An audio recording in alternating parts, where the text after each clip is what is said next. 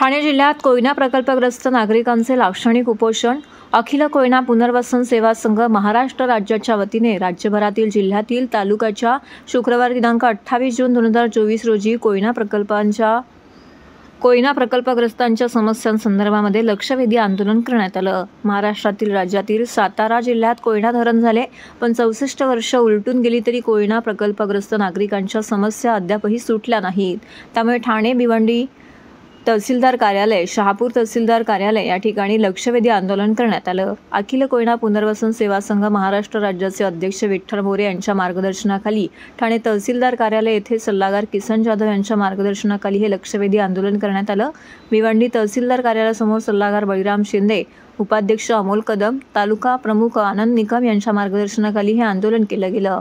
कोयना प्रकल्पग्रस्तांच्या प्रमुख मागण्या: प्रकल्पग्रस्तांना पर्यायी जमीन तात्काळ देण्यात याव्या, शिल्लक जमिनीचा मोबदला तात्काळ देण्यात यावा, प्रकल्पग्रस्तांना नोकऱ्या तात्काळ देण्यात याव्या, गावाला महसूल दर्जा देण्यात यावा, नागरी सुविधा तात्काळ देण्यात याव्यात, अशा विविध मागण्यांसंदर्भात 15 तालुक्या ठिकाणी लक्षवेधी आंदोलन करण्यात आलं. आंदोलनाची दखल शासनाने घेतली नाही तर 2 जुलै रोजी कोकण भवन ते विधान भवन असा मोर्चा काढण्याचा इशारा देखील त्यांनी दिला आहे. किसन जाधव, पिंपरी. आमच्या अखिल कोयना पुनर्वसन सेवा संघटनेच्या माध्यमातून आज आम्ही इथे तहसीलदार कार्यालय येथे आम्ही आंदोलन करत आहोत. आमच्या प्रमुख मागण्या आहेत: आम्हाला जमीन मिळाली पाहिजे, आम्हाला नागरी सुविधा मिळाल्या पाहिजेत, आमच्या प्रकल्पग्रस्तांच्या नोकऱ्या मिळाल्या पाहिजेत आणि पोट खातेदारांना जमीन मिळाली पाहिजे.